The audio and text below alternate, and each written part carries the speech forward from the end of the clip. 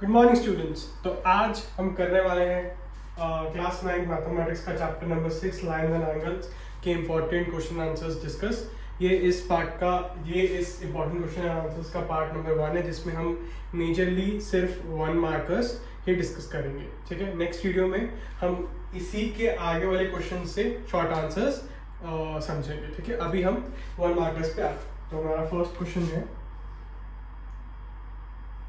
if one angle of a triangle, ये triangle मैं ऐसे बनाता हूँ, देख लीजिए, is equal to, if one angle of a triangle is equal to the sum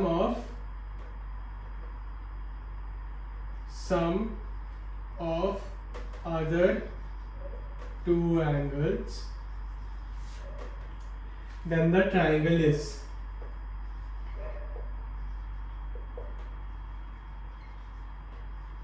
ठीक है, हमसे पूछा गया कि अगर एक एंगल का सम, एक एंगल बाकी जो दो एंगल्स है ट्रायंगल के उनका सम है, तो हमारा ट्रायंगल कौन सा ट्रायंगल है? आइसोसेलेस है, राइट एंगल ट्रायंगल है, इक्विलेटरल है, या फिर नॉर्मल वाला ट्रायंगल होता है जो हमारा वो है। ठीक है, तो हमसे ये पूछा गया ऑब्ट्यूज ट्रायंगल है, क्यूब ट्रायंगल है, क्या हो सकता है जब हमारे पास ये कंडीशन गिवन हो। ठीक है, तो चलो लेट कर लेते हैं कि हमारे पास है एंगल ए, ठीक है, एंगल बी और angle C.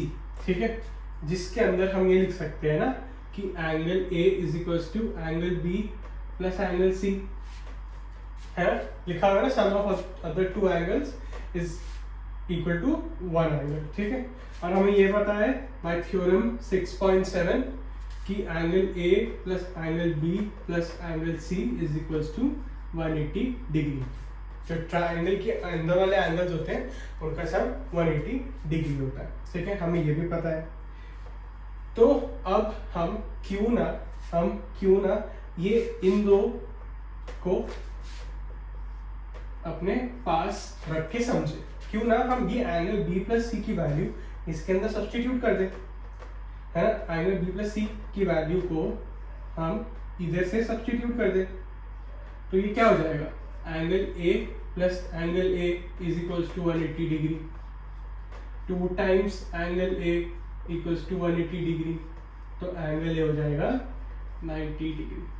And hence we know कि अगर कोई भी एंगल 90 डिग्री हो जाता है तो it is a right angle triangle, चाहे बाकी दो एंगल्स कुछ भी हो। ठीक है, तो hence our answer would be right angle triangle. ठीक है, समझ आया? Easy question. तो चलिए हम चलते हैं अपने second question.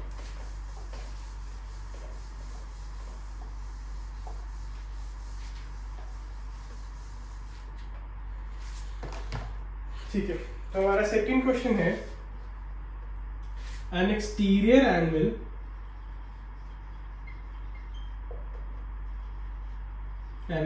Angle of a triangle is 105 degree. ठीक है, हमें ये करेंगे, इसके आगे भी है, and it's to interior opposite angles, या 2 इंटीरियर एंगल्स लिख सकते हैं ट्रायंगल का, बट हम ऑपोजिट भी डाल देते हैं ताकि कोई कंफ्यूजन ना हो। 2 इंटीरियर ऑपोजिट एंगल्स, ऑपोजिट मतलब जो एक्सटीरियर एंगल के साथ वाला उसको छोड़ के बाकी दो, अभी हम फिगर से समझेंगे, are equal, 2 interior opposite angles are equal. ठीक है, अब हमसे पूछा each of these equal angles क्या है। ठीक है, तो अगर किसी को क्वेश्चन समझना है तो हम फिगर से समझेंगे। इस तरह बेसिकली बोला है कि भाई साहब, एक तो हमारे पास ट्रायंगल है, ठीक है, एक ट्रायंगल है और उसका जो एक्सटीरियर एंगल है वो 105 डिग्री है। ठीक है, और इसके जो बाकी दो इंटीरियर ऑपोजिट एंगल्स है, मतलब ये तो इसका साथ वाला ही हो गया, एडजेसेंट एंगल हो गया। एडजेसेंट का ऑपोजिट क्या होता है? इंग्लिश में अगर हम आपको पता है इंग्लिश में एडजेसेंट का ऑपोजिट ऑपोजिट होता है, एडजेसेंट का ऑपोजिट होता है ना। तो एडजेसेंट एंगल ये, तो ऑपोजिट कौन सा हो जाएगा, ये और ये। और इसमें बोला हुआ है and each two interior opposite angle are equal, तो ये x तो ये भी x है ना। अब हमसे ये x की वैल्यू पूछी, हमसे पूछे कि x क्या है, ठीक है। तो अब ये फिगर मैंने ड्रॉ कर दिया, अब वैसे तो बहुत इजी हो गया होगा, फिगर ड्रॉ कर ली, तो क्वेश्चन पढ़ना ही हमें मेजरली सीखना है। तो इस क्वेश्चन को कैसे पढ़ा मैंने समझा, फिगर ड्रॉ करते रहो और उसके अकॉर्डिंग मार्क करते रहो, ठीक है। चलो यहाँ पे करते हैं। अब हमें पता है कि ये एक स्ट्रेट लाइन है ना, स्ट्रेट लाइन है। और हमें ये भी पता है कि एक एक्सियम हमने पढ़ा था हमारे चैप्टर में, इसमें ये था कि अ स्ट्रेट लाइन जिसमें कहीं भी लाइन कोई उसको इंटरसेक्ट कर रही हो, तो जो हमारे एडजेसेंट एंगल्स होते हैं वो 180 डिग्री होते हैं, है ना। एग्जाम 6.2 था शायद, if I am not wrong है। तो इसके अकॉर्डिंग ये अगर हमारा एंगल 105 है, तो ये क्या हो जाएगा, ये हो जाएगा 180 माइनस 105 विच इज 75 डिग्री, है ना। और हमें ये भी पता है कि x plus this angle is 180 degree, तो क्यों ना ये भी लिख ले कि x plus 75 equals to 180 degree, ठीक है। 2x हो जाएगा 180 minus 75, x plus x 2x plus 75, देखो कुछ चला गया, x हो जाएगा 105, 2x हो जाएगा 105, तो x हो गया 105/2 या फिर 52.5, ठीक है। ऐसा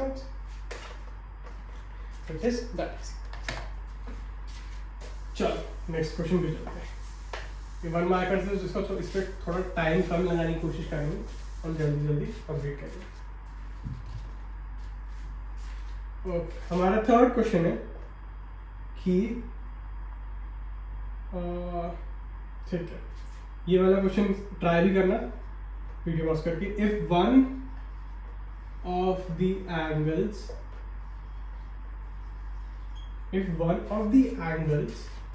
of a triangle is 130, ठीक है जी, then the angle between the bisectors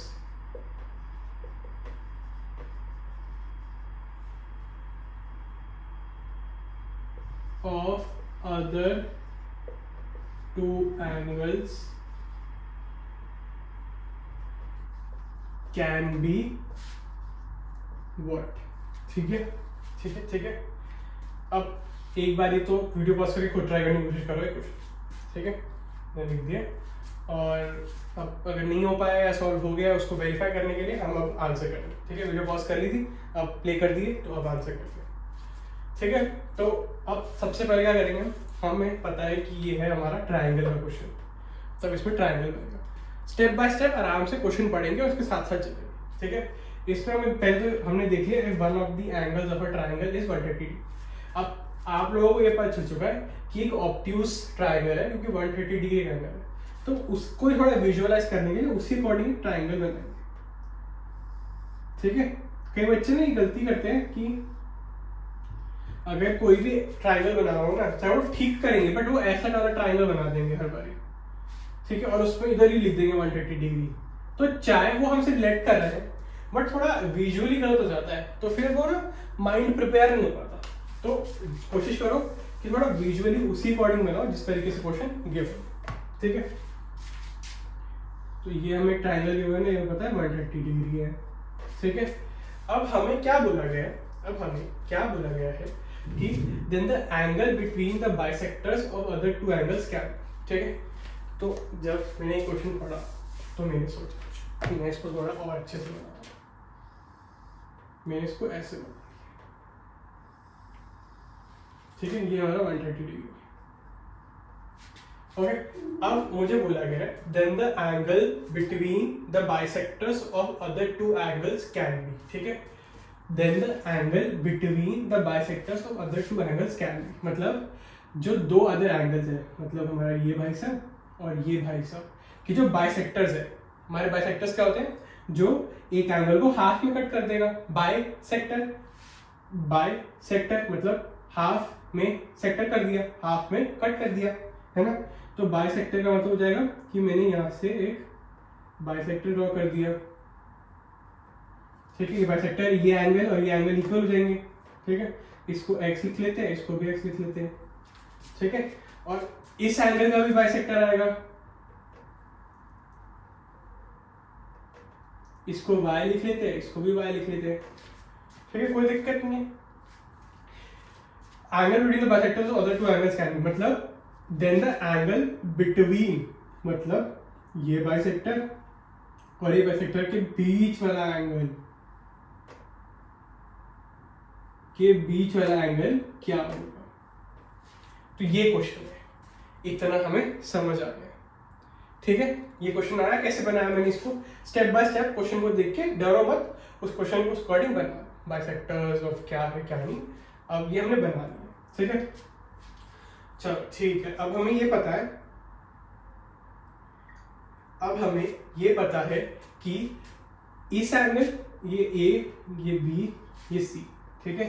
angle A plus angle B plus angle C is equals to 180, ठीक है। यहाँ पे करते हैं angle A plus angle B plus angle C is 180। अब जो हमने इनकी वैल्यूज दे रखी है वो लगा देते हैं, ठीक है। ये तो 130 डिग्री हो जाएगी,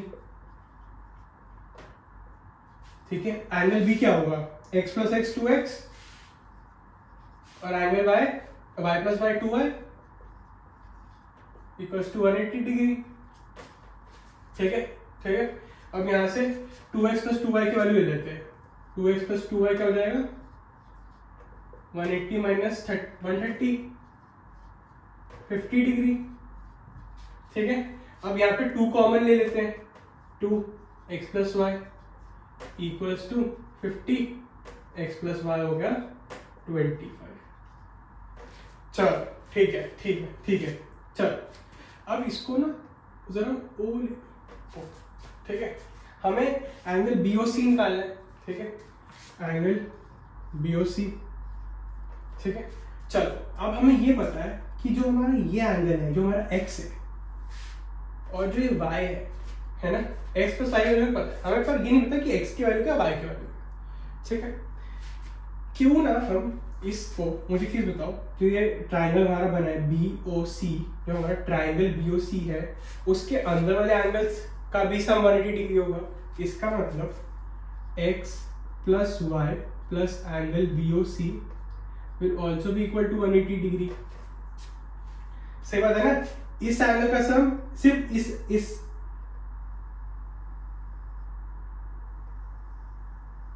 ठीक है, सिर्फ इन दोनों और इस एंगल का सम भी 180 डिग्री होगा। और हमें पता है कि x प्लस वाई की वैल्यू क्या है, 25 डिग्री, है ना। तो यहां इसको सब्स्टिट्यूट कर सकते हैं।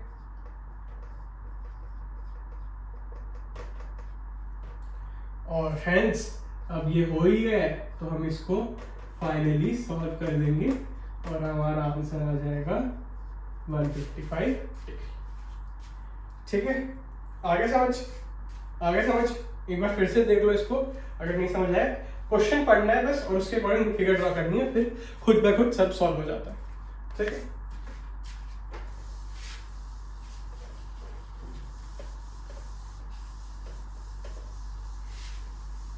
चलो अच्छा क्वेश्चन था ये। अब हम चलते हैं 4th क्वेश्चन पे। इसमें हमें एक फिगर गिवन है, जिसमें हमें ये गिवन है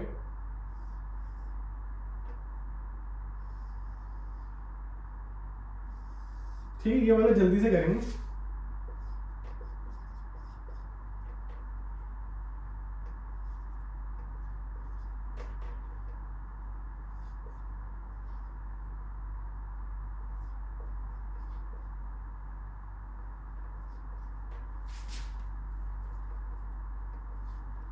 ठीक है, ये हमें फिगर गिवन है और हमें ये गिवन है कि OP और RS यहाँ पे लिख देता हूँ। OP is parallel to RS, OPQ 110 degree हमें पता है, QRS 130 हमें ये पता है, हमें निकालना है ये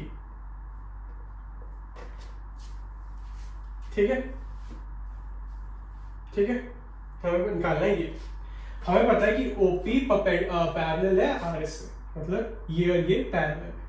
तो क्यों ना एक पहले तो वीडियो पास कर इसको ट्राई करो सॉल्व करने की, और फिर अगर नहीं हो रहा है तो इधर मैं अब आंसर कर, ठीक है।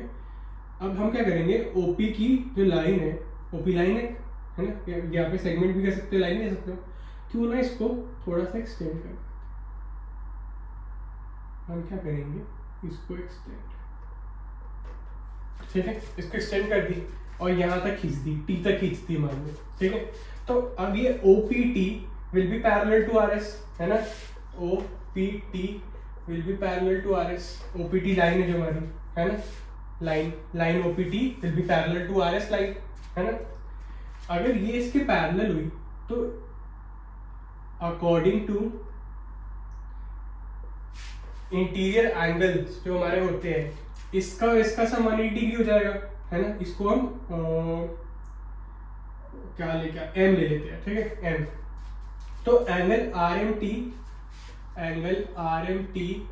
Will be equal to 180 degree minus 130 degree which is 50 degree,